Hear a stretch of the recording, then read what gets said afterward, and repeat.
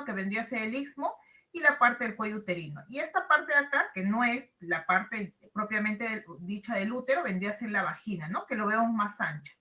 Y acá estamos viendo las trompas uterinas, las trompas de falopio, y estamos viendo el ovario. Tenemos que saber también que las trompas de falopio se dividen en este caso en tres partes, ya tiene tres porciones. La porción, en este caso, que es más proximal al cuerpo uterino, vendría a ser la porción intersticial, después tenemos la porción ísmica y la última vendría a ser la porción ampular. Recuerden esto porque esto puede ser pregunta para el examen, ¿no? Por ejemplo, ¿cuáles son las divisiones de las, en este caso, o las porciones de las trompas uterinas, ¿no? Entonces ya tienen que saber intersticial, ísmica y la parte ampular, o cuál es la más proximal, ¿no? Entonces, en este caso, vendría a ser la intersticial. Entonces, seguimos. Y tiene en sí el cuerpo uterino, el útero tiene tres capas, ¿no? Vendría a ser en este caso, si hablamos de adentro para afuera, vendría a ser el endometrio, después el miometrio y el último el perimetrio. Entonces, la forma del útero, más o menos, algunos lo dicen que es en forma como si fuese como una pera invertida o forma de un cono. Entonces, acá estamos viendo lo que les he mencionado, el fondo, el cuerpo uterino, el istmo y el cuello. Seguimos. Las relaciones en este caso del útero con respecto a la vejiga y con respecto a la ampolla rectal, ¿no? Vemos acá que está la cara anterior del cuerpo uterino está con la vejiga, por ende, es cuando las pacientes, por ejemplo, están embarazadas, tienen cada rato de ir al baño, ¿no? De miccionar. ¿Por qué? Porque como el cuerpo uterino crece de tamaño, aplasta la parte de la vejiga. Y la parte posterior tenemos acá la ampolla rectal. Y el útero también tiene en este caso la ubicación o cómo está con respecto a la parte central de la cavidad pélvica. Recordemos que la posición normal del útero es en anteroflexión, ¿ya? O en anteroversoflexión. Pero ¿qué pasa si el útero, digamos, como que se va más para atrás, que vendría a ser en este caso su retroversión? Normalmente es anteroversión, pero si vemos que hay una angulación que se va para atrás, vendría a ser una retroversión. Y hay grados, grado 1, grado 2 y grado 3, ¿no? Retroversión grado 1, grado 2 y grado 3. A su vez también hay en este caso la anteroflexión y la retroflexión. El anteroversión es lo normal, pero cuando en este caso el útero se va para atrás también, pero en este caso vendría a ser el eje entre el cuello del útero y la parte del eje del cuerpo. Entonces vendría a ser el cuello del útero y la parte del eje del cuerpo. Entonces, si se va para atrás, vendría a ser una retroflexión. Y, por ejemplo, si le dice, nosotros queremos saber, por ejemplo, si le preguntan, nosotros queremos saber qué tipo de radiografía se le toma en una histerosalpingografía para ver el eje, en este caso del útero, vendría a ser una radiografía lateral. En una radiografía lateral vamos a ver si el cuerpo del útero está en retroversión o está ya sea en anteroversión o en anteroflexión o retroflexión. Seguimos, ya esto ya hemos mencionado, vamos a seguir acá, por ejemplo, ¿no? Estamos viendo acá las trompas uterinas y acá vemos acá la parte final que vendría a ser la parte de la parte ampular, que viene a tener como unas fimbrilas, ¿ya? Y esto de acá, vamos a ver que esta última parte es ancha a comparación de la parte, por ejemplo, que va a ser más corta, la parte intersticial. Y acá vemos que está sujetando en este caso la parte de los ovarios con un ligamento, que lo vamos a ver más adelante, ¿ya? El ligamento ancho. Seguimos, seguimos, seguimos, seguimos, seguimos. Acá, las tres porciones que yo les puse, ¿no? La porción intersticial, la porción ísmica y la porción ampular. Recuerden esto, chicos, ¿ya? Recuerden estas tres porciones y siempre de adentro para afuera, la porción intersticial, que es más corta y más recta, medio tortuoso vendría a ser la porción ísmica y la porción un poco más larga y más ancha vendría a ser la porción ampular. Entonces acá seguimos viendo, en este caso, el aparato genital femenino podemos estudiarlo, como dicen acá, utilizando o no los medios de contraste. ¿Qué pasa en este caso cuando nosotros vamos a hacer una histerosalpingografía? Primero tomamos, como todo examen especial, tomamos una placa basal que vendría a ser una radiografía simple sin sustancia de contraste. ¿Para qué va a servir eso? Si les preguntan, recuerden que es para evaluar la presencia de calcificaciones que hubiese ahí en la parte del útero, ¿ya? Entonces, ¿para qué sirve? Es para evaluar las calcificaciones, en este caso, genitales. Por ejemplo, acá estamos viendo la cavidad pélvica, ¿ya? Acá vemos la cavidad pélvica y lo que estamos viendo es una calcificación, que vendría a ser un mioma calcificado grande, igual calcificaciones miomas, calcificaciones miomas. Aparte de eso, suponiendo que hubiese dentro de las alternativas, también vamos a visualizar si el paciente está bien preparado o no, porque una de las indicaciones para hacer un examen de histerosalpingografía se le pide al paciente que se ponga un enema o que tome algún laxante para limpiar la parte pélvica y esté libre de materia fecal. Entonces seguimos. Acá, por ejemplo, también se puede encontrar, en este caso, como esta imagen que vendría a ser un quiste dermoide o un teratoma, que vendría a ser, en este caso, contenido, por ejemplo, de dientes. Podemos ver en este caso piel también, ¿ya? Podemos visualizar eso. Entonces, en una histerosalpingografía vamos a estudiar en sí la cavidad uterina. Son 3 puntos que te sirven para hacer el estudio de una histerosalpingografía. Recuerden 3 puntos. La primera hemos dicho que un examen sin contraste, ¿ya? De una histerosalpingografía es para evaluar las calcificaciones de los genitales. Esa es la primera.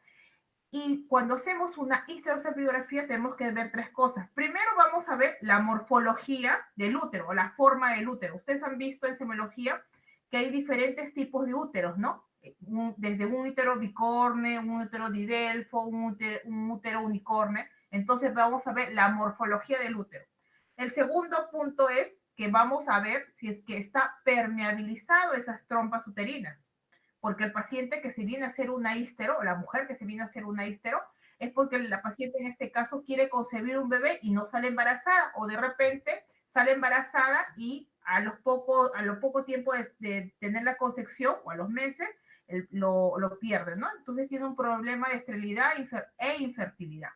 Entonces, aparte de eso, tenemos que ver que, si bien es cierto, ya vimos cómo es la forma del útero, ya vimos que hay permeabilidad de las trompas uterinas, tenemos que ver que esa permeabilidad de las trompas uterinas, que ese contraste que va a viajar desde el útero hasta las trompas uterinas, llegue a desembocar, ¿dónde? En el peritoneo. Entonces, 3 cosas. Primero, forma del útero. Segundo, la permeabilidad de las trompas uterinas. Y la otra vendría a ser el vaciamiento del medio de contraste hacia el peritoneo. Entonces estamos viendo, ¿no? Demostrar la permeabilidad de las trompas uterinas, demostrar la causa de cualquier obstrucción. En este caso, ¿cómo vamos a darnos cuenta que hay una obstrucción? Porque vamos a ver que ese contraste no va a pasar, en este caso, ya sea al peritoneo o de repente no vamos a visualizar una trompa uterina. O sea, puede ver la obstrucción en cualquier parte.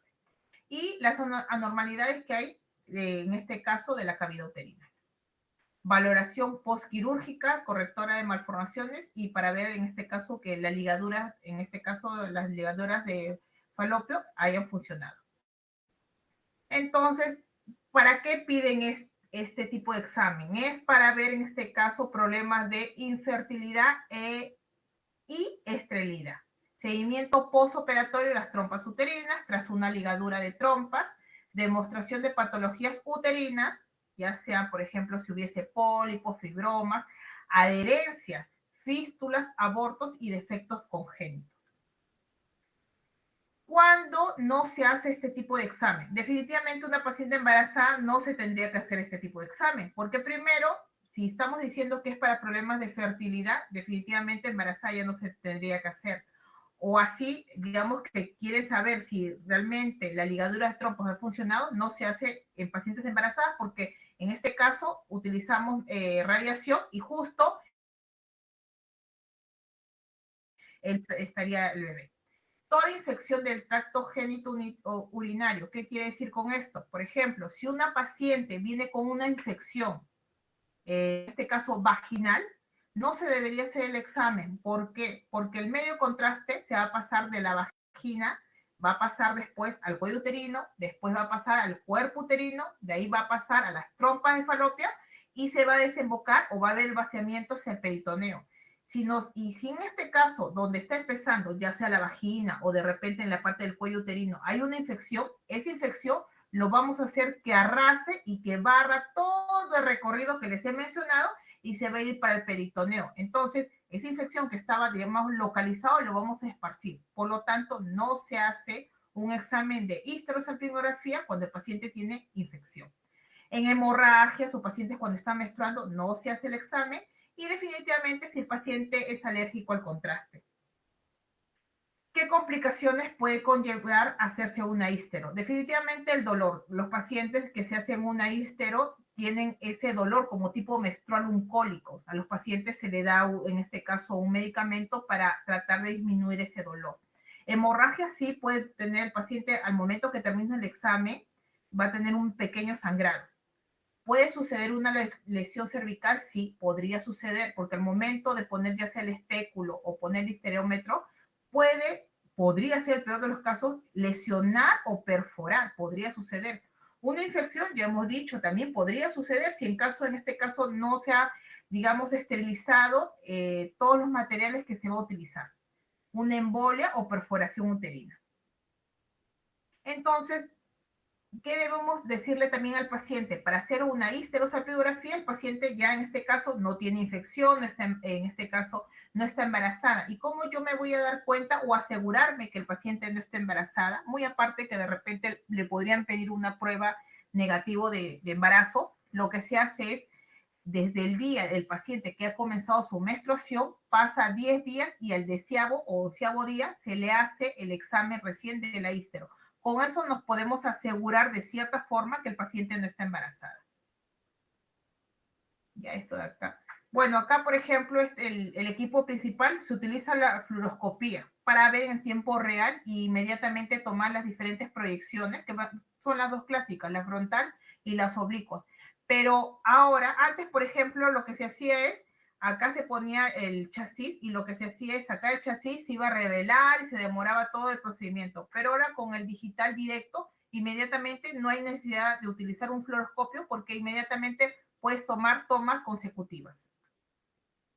Entonces, los materiales que se va a utilizar es un histerómetro, que vendría a ser como si fuese una guía, digamos, que va a medir en este caso la profundidad, qué tan profundo es la cavidad uterina, y dependiendo de esa profundidad, nos damos una idea del cuánto de contraste vamos a utilizar. Los espéculos, en este caso, se llaman como pico de pato, que se utiliza para abrir, y en este caso, la parte de la vagina, y ingresar al cuello uterino, y en este caso, para fijarlo también. Ya las pinzas, las cánulas, la pinza de Crochet, ¿ya? Y la gasa, los artefactos, en este caso se utilizan las jeringas, la anestesia, tienen que utilizar una anestesia local, en este caso la lidocaína, para disminuir en algo el dolor al paciente. ¿Ya? Entonces acá estamos viendo los materiales, que yo dudo mucho que les pregunten, pero por si acaso, estamos viendo el histerómetro, que yo les he dicho que es para medir la profundidad, qué tan profunda es la cavidad uterina. Y esto de acá, que es unos conos, que vienen como conos, pero es en forma de, mejor dicho, un material plástico, que sirve para que no haya un reflujo. ¿Qué quiere decir con esto? Que al momento que le van a poner ustedes la sustancia de contraste, el contraste no regrese a la vagina. Y en vez que regrese a la vagina, siga su transcurso y se pase a las trompas de falopio. Entonces, acá seguimos viendo. Y el medio de contraste, que en este caso es un medio de contraste hidrosoluble, que puede ser iónico o no iónico. Actualmente casi no hay medio de contraste no iónico. Casi en el mercado hay un montón de sustancias iónicas. Pero como yo les digo, o sea, acá, como en este caso no es endovenoso, porque lo que vamos a hacer es ingresar a una cavidad, digamos, hueca, que vendría a ser, un momentito, un ratito, dime.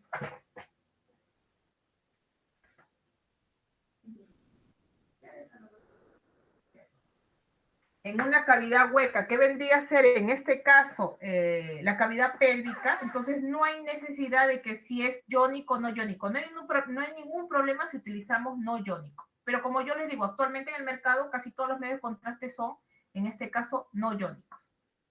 ¿Ya? Preparación del paciente.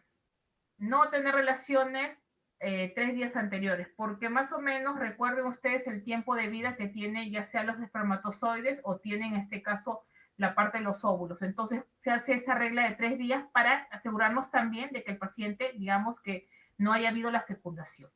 Se pone un enema de limpieza que, como les dije, que la parte que vamos a tomar es la cavidad pélvica, debe estar libre de materia fecal. Al momento de hacer el examen, antes de que el paciente se eche a la mesa, tiene que estar la vejiga vacía. ¿Por qué? Porque también no vaya a ser de que la vejiga llena, digamos, que nos dé una falsa imagen al momento de hacer el examen, ¿ya? Y al paciente se le explica el procedimiento a seguir. Entonces, tomamos una radiografía en decúbito supino, ¿no? Que es una radiografía de pelvis, o necesariamente solamente, en vez de tomar una radiografía de pelvis, se puede tomar solamente la cavidad pélvica, nada más, ¿ya? Porque el útero va a estar en esta posición, justo en la parte central, y por las puras sería irradiarlo todo. Pero el mejor de los casos sería, en este caso, colimar y solamente tomar la cavidad pélvica. Una vez que se ha tomado la radiografía simple y se ve que todo está ok, al paciente se le pone en una posición de litotomía, que vendría a ser una posición ginecológica. ¿Para qué? Para, en este caso, meter el espéculo y para fijar, en este caso, el cuello uterino. ¿Ya? Acá. Lo que están haciendo es en posición ginecológica y lo que se hace es, una vez que lo han fijado, porque primero lo que van a hacer es fijarlo, ¿ya? Y después se comienza a limpiar toda esa zona. ¿Ya? Con el espéculo se fija el cuello y una vez que limpian toda esa zona, se lubrica en este caso, ¿ya? También el espéculo con lidocaína. Bueno, esto de acá, lo que te dice acá es, más que todo, el examen, si bien es cierto, lo hacen, por ejemplo, en el hospital lo hacía un ginecólogo, pero también lo puede ser radiólogo, pero en el caso sería bueno también de que, bueno, si en caso ustedes alguna vez han visto una histerosalpingografía, porque en provincia definitivamente no hay médicos, y podría haber el caso, si en caso ustedes alguna vez se van a provincias a trabajar, podrían hacer este tipo de examen. Seguimos. Acá que le estaba diciendo el histerómetro, que vendría a ser esto.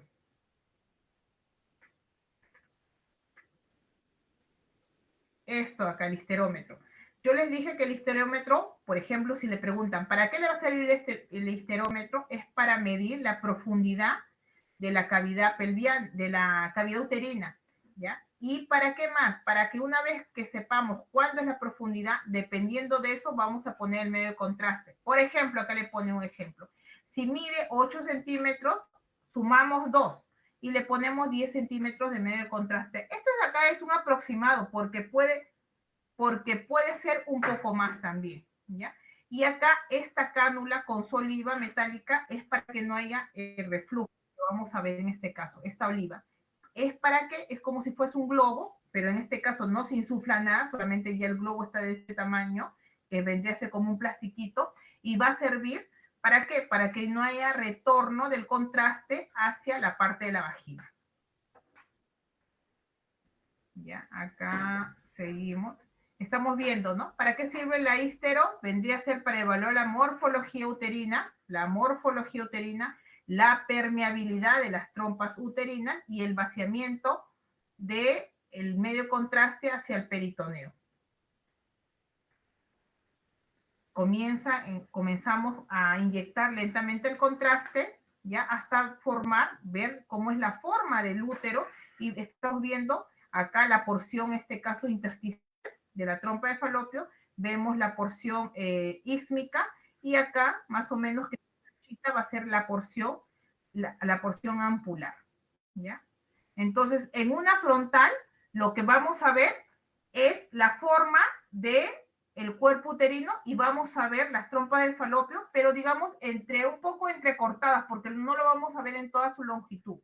¿Y cuándo vemos en toda su longitud? Cuando tomamos las oblicuas. Entonces la frontal nos va a servir para ver la forma del cuerpo uterino, ¿ya? Y cómo se está, digamos, en este caso, cómo se está pintando también las trompas de falopio. Pero si a nosotros nos dicen, quiero ver la extensión, ¿no? Toda la extensión de la trompa de falopio, vamos a tomar unos oblicuos, una oblicua, en este caso posterior derecha, para ver la trompa de falopio derecha, y un oblicuo posterior izquierda para ver la trompa de falopio izquierda.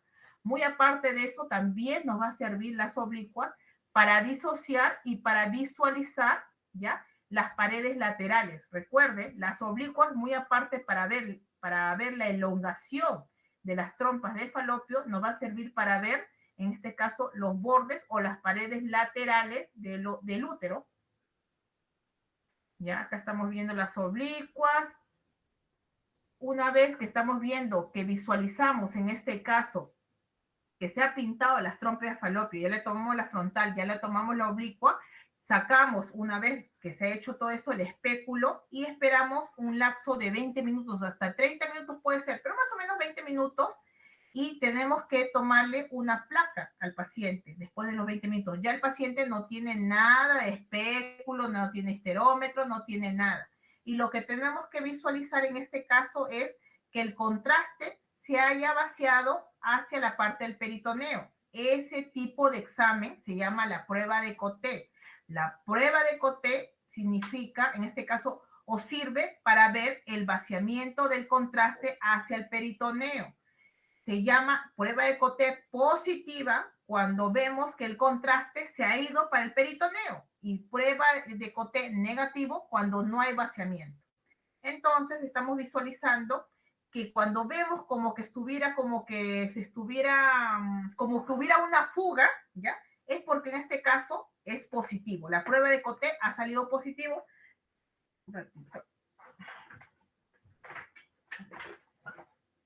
La prueba de Coté ha salido positivo porque estamos viendo que se está yendo el contraste hacia el peritoneo. Algunos lo llaman como si se estuviera viendo como si fuese una clara de huevo que se está yendo, ¿ya? Entonces, eso es normal.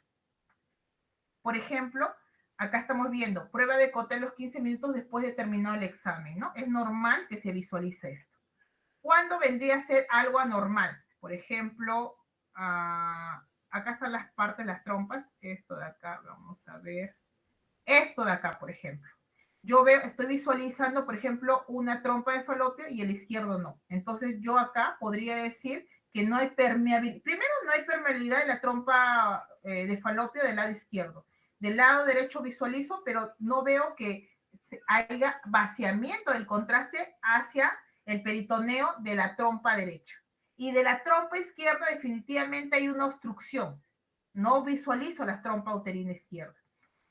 Si bien es cierto, el examen de una histerosalpingografía es un examen, en este caso, de diagnóstico, porque te permite visualizar la forma del útero y también te permite ver si en caso, digamos, hubiese alguna obstrucción, pero también es un examen terapéutico. ¿Por qué lo digo?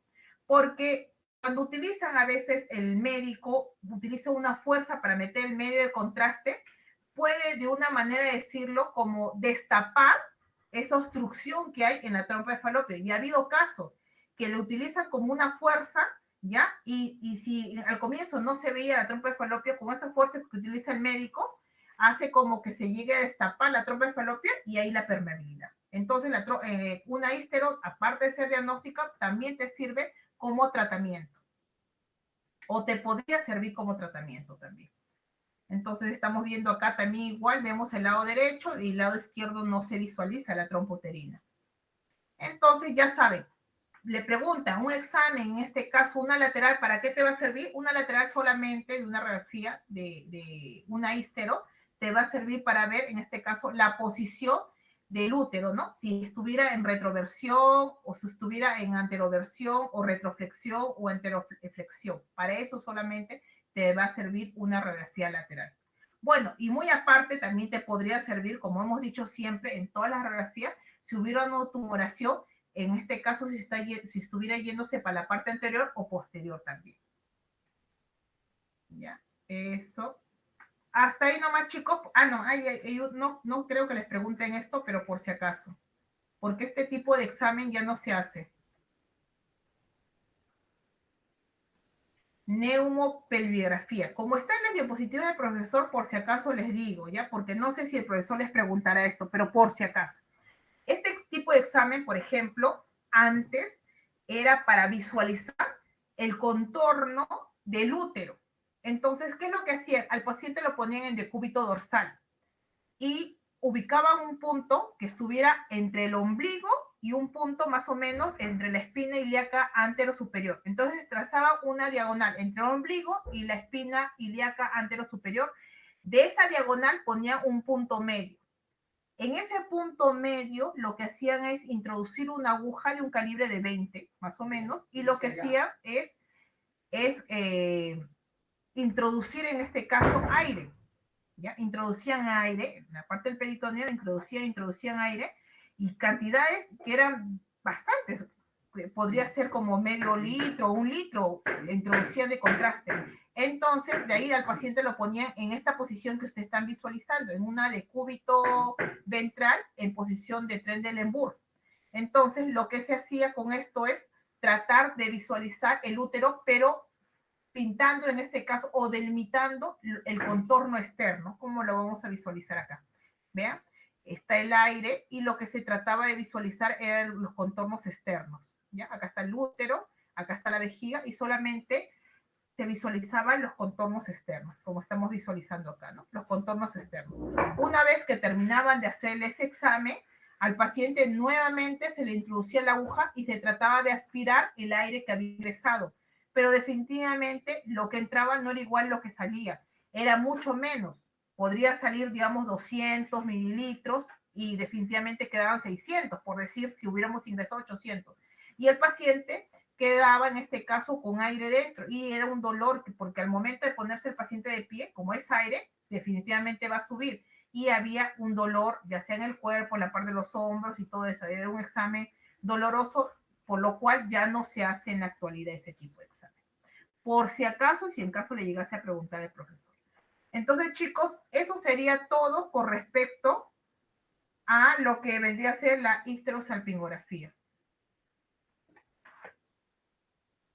Hasta ahí, chicos, ¿ustedes alguna pregunta que tengan?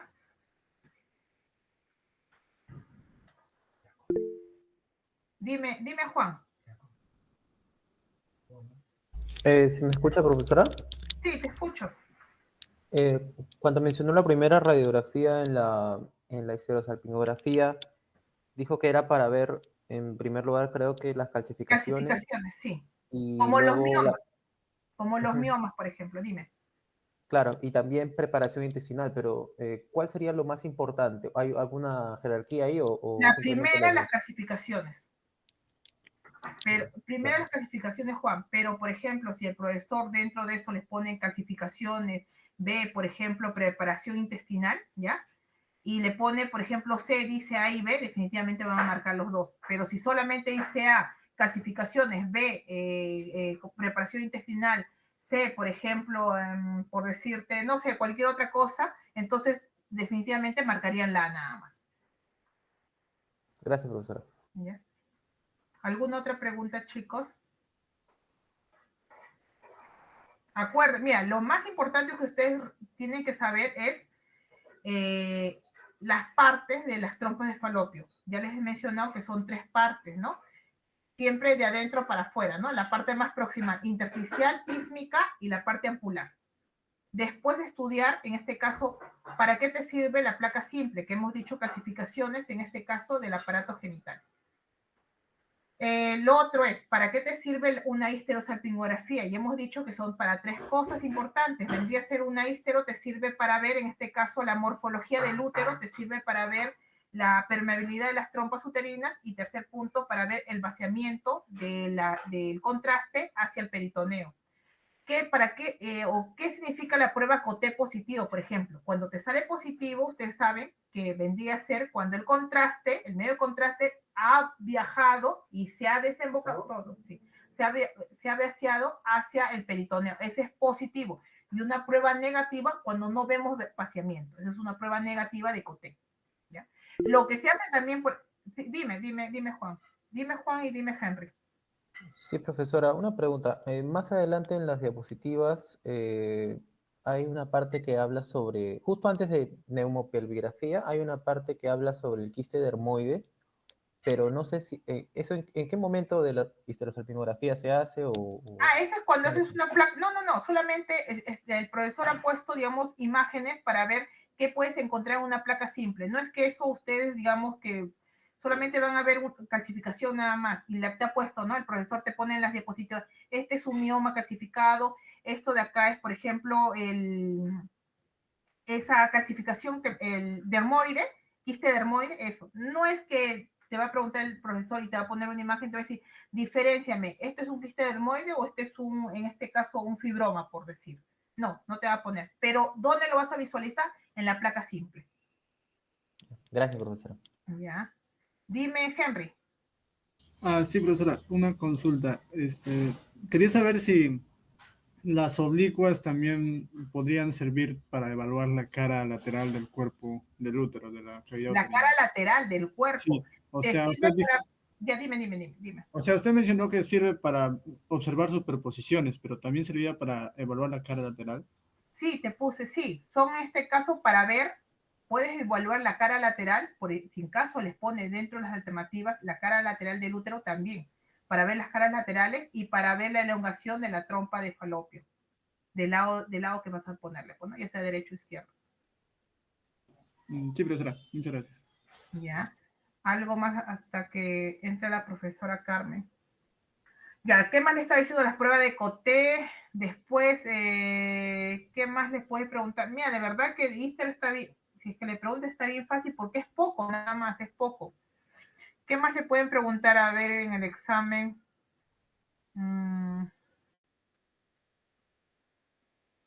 Ya se me fue, no tengo, ya se me fue lo que les puede preguntar. Bueno, las laterales que ya le dije, ¿no? En este caso es para ver la posición del útero, ¿no? Si es en antero, retroflexión, retroversión, para la lateral, porque en sí solamente, digamos, las proyecciones clásicas que se toma en una histerosalpingografía es una frontal y una oblicua, nada más. Una lateral no se toma.